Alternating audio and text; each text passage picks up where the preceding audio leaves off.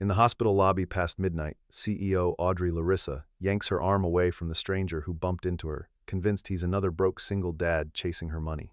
Archie Dermott just bows, clutching his battered backpack, too worried about his little girl to defend himself. When the zipper bursts and papers spill, Audrey sighs until her eyes catch one page. Patient, Hillary Dermott, age 6. Emergency surgery cost, staggering. Guardian signature line, only one word, father. For the first time in years, guilt slices through her. The city never really sleeps, but at 3 in the morning, even its tallest towers seem to hold their breath. Larissa Technologies occupies floors 12 through 18 of the Meridian building, all glass and steel, and the kind of quiet that comes from money. Audrey Larissa built this empire from the ground up, they say. Software solutions for hospitals and insurance companies. The kind of innovation that saves lives on paper and makes millions in practice. The media calls her the ice queen of finance. She's 34, platinum blonde hair always pulled back so tight it could be armor, and she hasn't smiled in a photograph since the business scandal 3 years ago, the one where her ex-boyfriend, Leo Flynn, convinced her to invest company funds into his startup, the startup that turned out to be smoke and mirrors. She lost tens of millions, nearly lost her CEO position, sat through board meetings where men twice her age looked at her like she was proof that women shouldn't run companies. Her father had said it to her face. George Larissa, the practical businessman who raised her after her mother left. This is why sentiment has no place in business, Audrey. You let your heart speak, and it cost us everything. She swore it would never happen again. Every interaction became a calculation. Every person who approached her, especially men who looked desperate, became a potential threat. Poor men, specifically. The ones with worn shoes and nervous eyes and stories designed to pull at heartstrings that Audrey had learned to lock away. Her CFO, William Corbin, understood. He was the one who told her, over and over, charity is for press releases, not personal decisions. The moment you blur that line, you're vulnerable. William had salt and pepper hair and a handshake like a business contract. He'd been with the company for 8 years, steering her away from what he called emotional landmines. Only Andrea Bridget, her assistant, ever saw the cracks. Andrea had worked for Audrey since the beginning, and she knew that beneath the frozen exterior was a woman who still donated anonymously to cancer research every year, who still kept her mother's letters, even though they were full of apologies that came too late, who sat alone in her corner office sometimes, staring at the city lights, wondering if being invulnerable meant being inhuman. But none of that mattered on the night Audrey went to visit her mother at Mercy General Hospital for a routine checkup. None of it mattered when she was walking through the lobby in her tailored navy coat and $400 heels, phone pressed to her ear, William on the other end discussing the quarterly earnings. She didn't see the man coming, didn't register him until his shoulder clipped hers hard enough to make her stumble. Her files nearly scattered, her phone almost dropped. Audrey spun, ready to unleash the full force of her irritation, and stopped.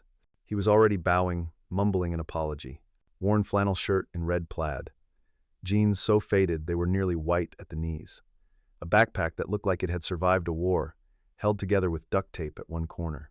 His hair was dark and messy, face unshaven, eyes red-rimmed like he hadn't slept in days. He looked exactly like the type of man William had warned her about. Desperate, poor, the kind who might see a wealthy woman and think, opportunity. "I'm sorry," Archie Dermott said again, barely meeting her eyes. "I wasn't looking." Audrey's jaw tightened. She pulled her arm back as if his touch had left a stain. "Watch where you're going." He didn't argue, just nodded and turned away, gripping the backpack straps so hard his knuckles went white. Audrey watched him disappear into the corridor leading to the emergency wing, and she felt nothing but relief. Another close call avoided, another predator sidestepped. William's voice crackled through her phone. "Everything all right?" "Fine," Audrey said coolly. "Just another nobody who doesn't know how to navigate a public space." She didn't think about the man again. Not until 40 minutes later, when she was leaving the hospital after her mother's appointment, and she saw him again in the lobby. This time, he was sitting on a plastic chair, head in his hands, that battered backpack at his feet. And this time, the zipper finally gave up. The bag split open, and papers spilled across the tile floor in a cascade of white and yellow and pink. Audrey should have kept walking, should have let him scramble to pick up his mess alone. But one of the papers skidded all the way to her feet, and she glanced down. Patient name, Hillary Dermott. Age, 6. Diagnosis, congenital heart defect. Estimated cost for emergency surgical intervention, $187,000. Insurance coverage, $12,000. Patient responsibility, $175,000. And at the bottom, in the space marked legal guardian, Someone had written in shaky blue ink, Archie Dermott, father. Audrey's breath caught. She looked up. The man, Archie, was on his knees now, gathering papers with hands that trembled. His face was pale, drawn, the kind of exhaustion that comes from carrying the world on your back. This wasn't a scam. This wasn't some calculated play for sympathy. This was a father, alone in a hospital at 3 a.m, drowning in a bill that could destroy him. For the first time in years, Audrey Larissa felt something crack inside the armor she'd built. Something sharp and painful, like guilt. Archie Dermott was 36 years old, and he used to be brilliant. Not hospital corridor begging for mercy brilliant, real brilliant. The kind that got published in engineering journals and won awards from places like the Leon Dante Institute for Mechanical Innovation. He'd been a rising star once. Designed a prototype for medical equipment that could monitor cardiac function in real time, reducing surgical risk by nearly 30%. He'd been interviewed, offered positions, had a future that glittered like the city skyline. And then his wife got sick. Zara Dermott. She'd been a teacher, the kind who knew every student's name and brought extra snacks for the kids who came to school hungry.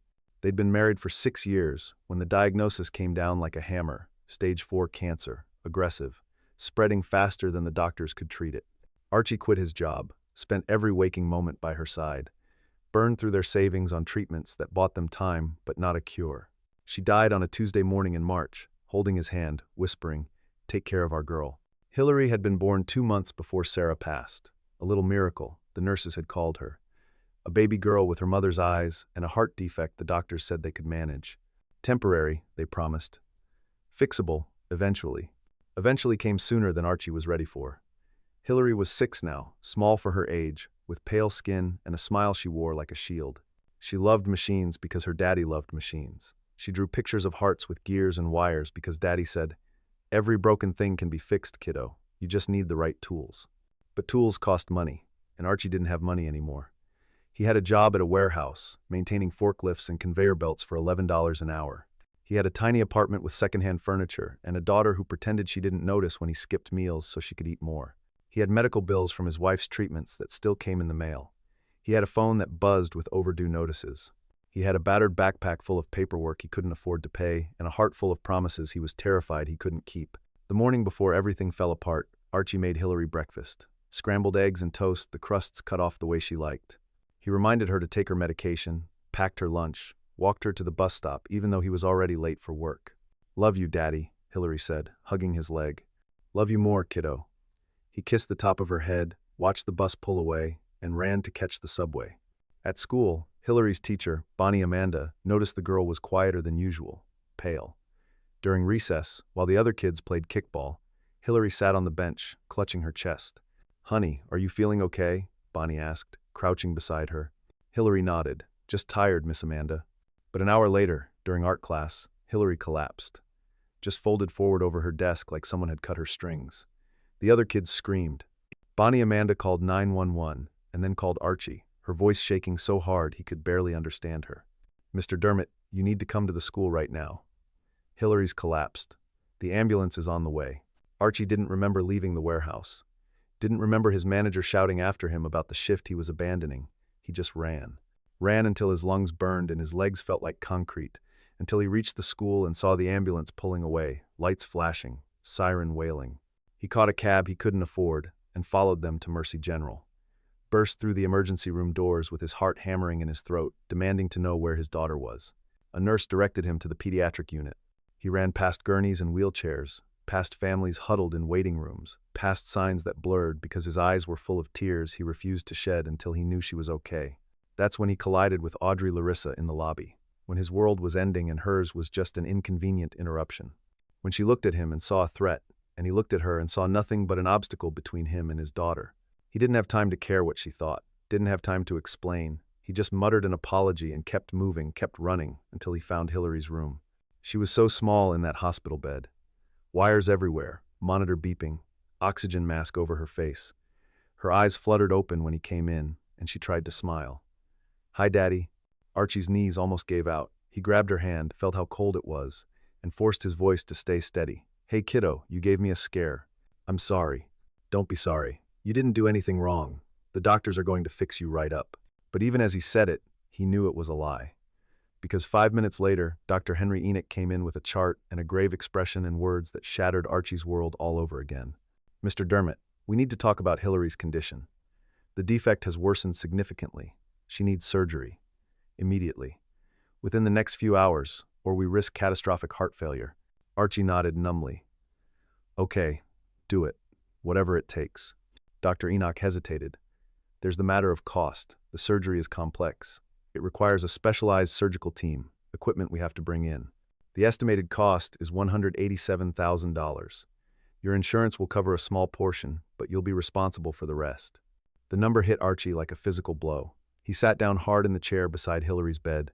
$175,000. He didn't have $175 in his bank account right now, let alone thousands. "I'll figure it out," he said, even though he had no idea how. "Just do the surgery, please." Dr. Enoch nodded slowly. "We'll need a financial commitment before we can proceed. Talk to the billing office. They'll explain your options." Options. The word was almost funny. Archie didn't have options. He had desperation. He had his daughter's life in the balance. He had nothing else. He left Hillary's room, walked down to the billing office in a daze, and tried to focus while a woman with tired eyes and a kind voice explained payment plans and loans and interest rates that made his head spin. "Do you have any assets?" she asked gently. "Property? Savings? Anything you can use as collateral?" Archie thought of the apartment he rented, the car he'd sold 2 years ago, the watch his wife had given him on their anniversary, the ring she'd worn, the set of tools from his old job, the ones with the Leon Dante Institute logo engraved on the case. "I have some things," he said quietly. "I can sell some things." The woman nodded. "You'll need to move quickly. The surgery can't wait." Archie left the office with paperwork he couldn't read through the haze of panic and walked back toward the lobby. That's when he saw Audrey Larissa again. She was standing by the elevators, phone to her ear, looking every inch the CEO she was, polished, powerful, untouchable. And for one terrible moment, Archie thought, maybe if I asked her, maybe if I explained. But then he remembered the way she'd looked at him earlier, the disgust in her eyes, the way she'd yanked her arm away like he was contaminated. He wasn't going to beg, not from her, not from anyone. He was going to save his daughter on his own, even if it meant selling every piece of himself until there was nothing left. He walked past Audrey without a word, gripping his backpack so tight the straps dug into his palms, and disappeared into the night. Audrey watched him go, told herself it wasn't her problem, told herself she'd learned her lesson about getting involved with desperate people. But when William Corbin's voice came through her phone, saying something about quarterly projections, all she could think about was the name on that paper, Hillary Dermott, age 6, and the word father written in ink that looked like it was trying not to shake. Audrey Larissa grew up in a house where love was a transaction. Her father, George, was a businessman first and a parent second. He taught her that money was power, that sentiment was weakness, that the world was full of people who would take advantage if you let your guard down. Her mother had let her guard down, fallen for a man who promised her the world and delivered nothing but debt. Left George and Audrey when Audrey was 12, ran off with a man who said he loved her, and ended up broke and alone by the time Audrey was in college. George never let her forget it. Your mother chose feelings over sense. Look where it got her. So Audrey chose sense, chose ambition, chose to build Larissa Technologies into something untouchable, and it worked. Until Leo Flynn walked into her life. Leo was charming, brilliant even. A startup founder with big ideas and a smile that made Audrey feel, for the first time in years, like maybe she didn't have to be so alone. He talked about changing the world, about partnerships, about trust, and Audrey trusted him, convinced the board to invest in his company, watched her own money and her company's reputation get tied to his vision. He walked past Audrey without a word, gripping his backpack so tight the straps dug into his palms, and disappeared into the night. Audrey watched him go, told herself it wasn't her problem, told herself she'd learned her lesson about getting involved with desperate people. But when William Corbin's voice came through her phone, saying something about quarterly projections, all she could think about was the name on that paper, Hillary Dermott, age 6. Stopped trusting. Stopped believing that anyone who approached her wanted anything other than her money or her power. And now here was Archie Dermott, a man who looked like he had nothing, who collided with her in a hospital corridor and didn't even try to make a connection, who looked at her like she was just another obstacle between him and whatever crisis was consuming him. And Audrey hated that it made her curious, hated that she couldn't stop thinking about that hospital bill. When it all came crashing down, when the startup turned out to be a shell game designed to funnel investor money into Leo's personal accounts, Audrey was left holding the blame. The board questioned her judgment. The media dragged her name. Her father looked at her with something worse than disappointment, vindication. I told you, George said. Sentiment is a disease. It infects everything. Audrey built her walls higher after that, became colder, more calculating. She stopped dating. It wasn't a good plan, but it was all he had. There was a pawn shop 3 blocks from his apartment, Carter's Loans and Trades. The owner, Carter Corbin, was a gruff man with a soft heart, the kind who'd let Archie pay late once when Hillary needed antibiotics Archie couldn't afford. Archie burst through the door at 11 at night, dripping rainwater onto the linoleum. Carter looked up from behind the counter, his expression shifting from annoyance to concern. Dermot, what the hell are you doing here? Archie set his backpack on the counter, pulled out the items he'd carried with him like talismans for the past 2 years. His wife's wedding ring, simple gold, engraved with their initials. The watch she'd given him on their 5th anniversary. The toolkit from the Leon Dante Institute, each tool engraved with his name and the year he'd won the Innovation Award. I need cash, Archie said, his voice hoarse. Tonight, however much you can give me. Carter picked up the ring, turned it over in his fingers. His face softened. Archie, man, what's going on? My daughter. She needs surgery.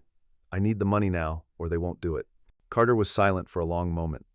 Then he set the ring down gently. How much do you need? Everything you can give me for all of this. Carter looked at the items on the counter. The ring, the watch, the tools.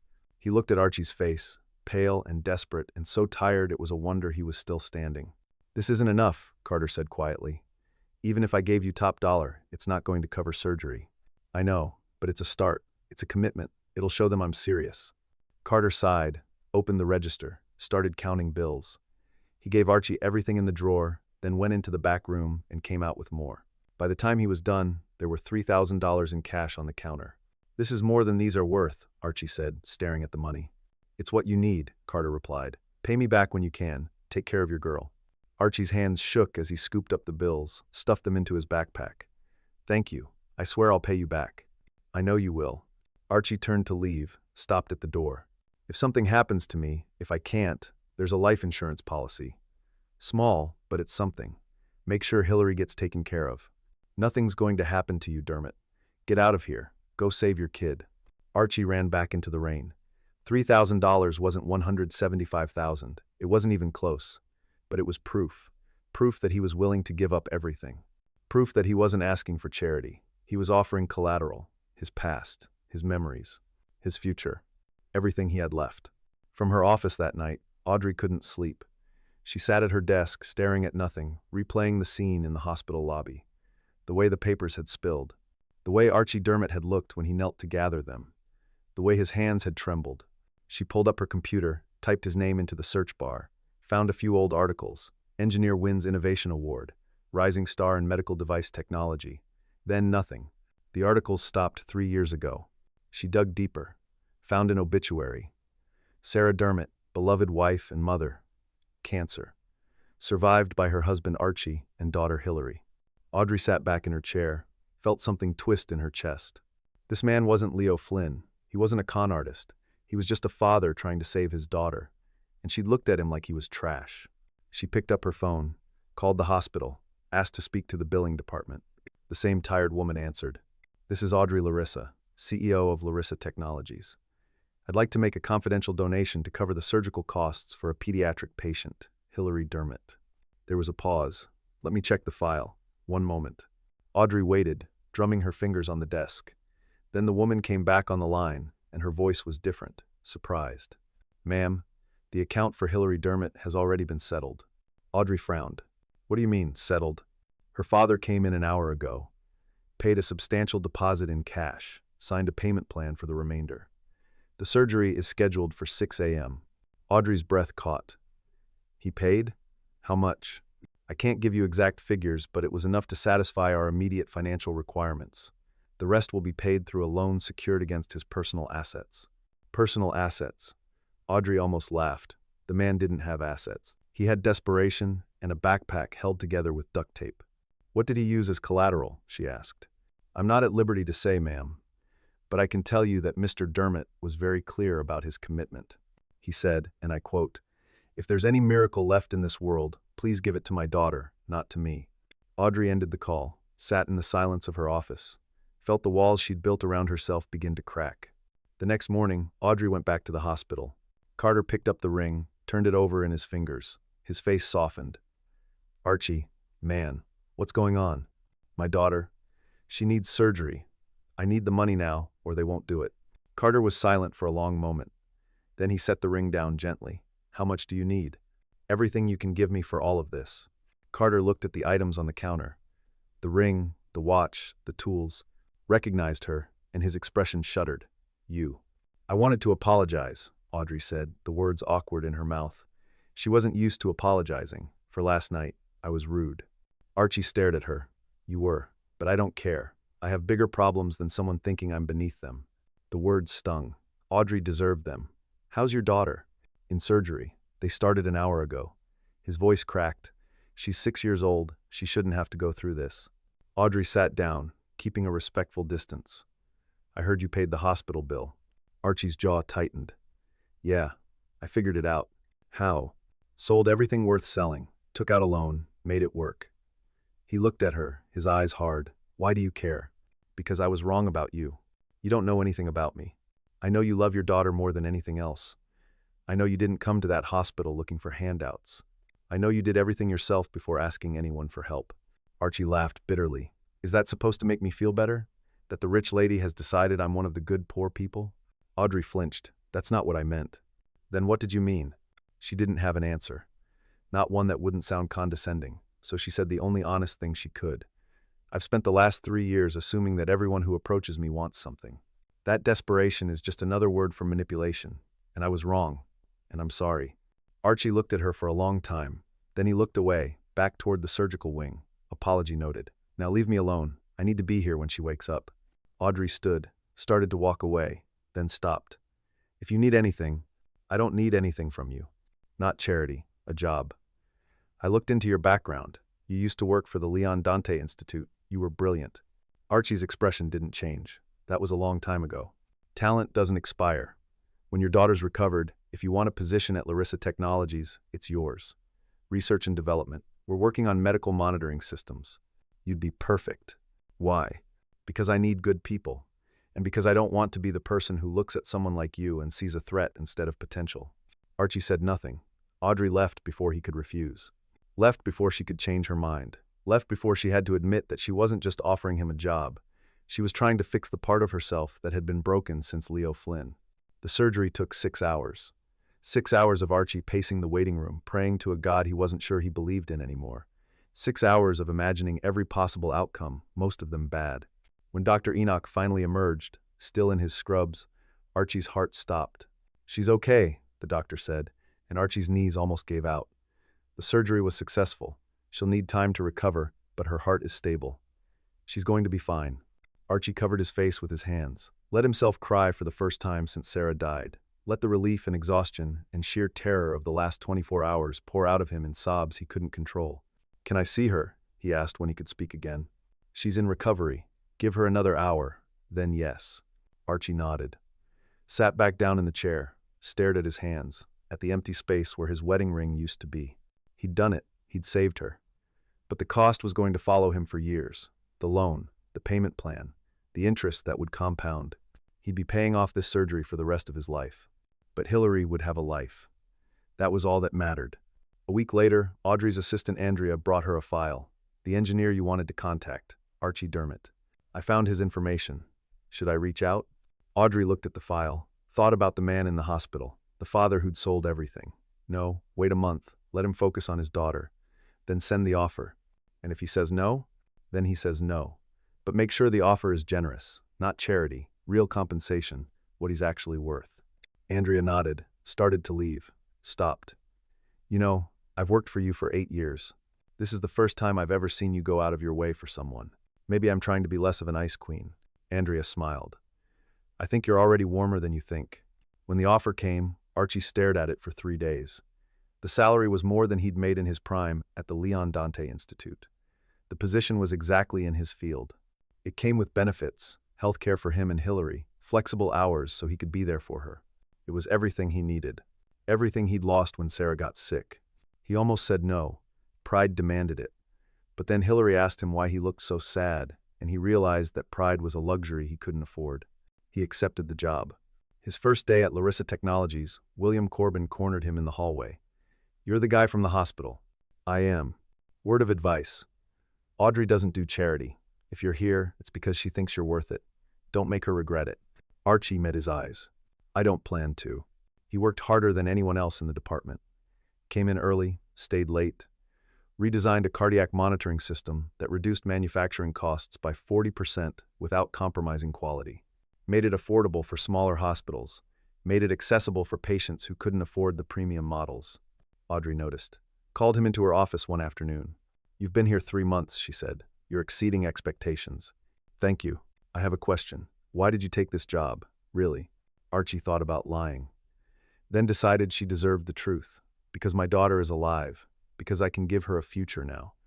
Because you saw something in me I thought I'd lost." Audrey nodded slowly. "I need to tell you something. The night your daughter had surgery, I tried to pay her bill. Anonymously. The hospital told me you'd already handled it." Archie's expression didn't change. "I know." "You know? I figured it out.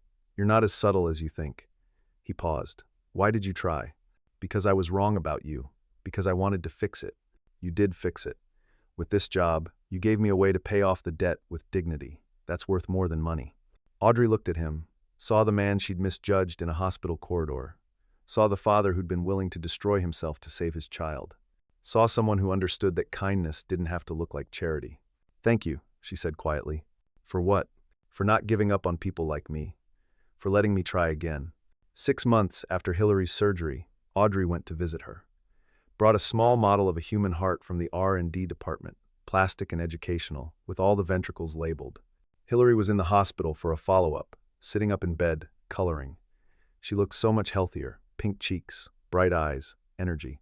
"Hi," Audrey said, suddenly nervous. Hillary looked up, smiled. "Hi, are you my dad's boss?" "I am. My name is Audrey." "I'm Hillary. Daddy says you're really smart." "Your dad's pretty smart too." "I know. He builds things that help people." Hillary looked at the model in Audrey's hands. "Is that for me?" "If you want it."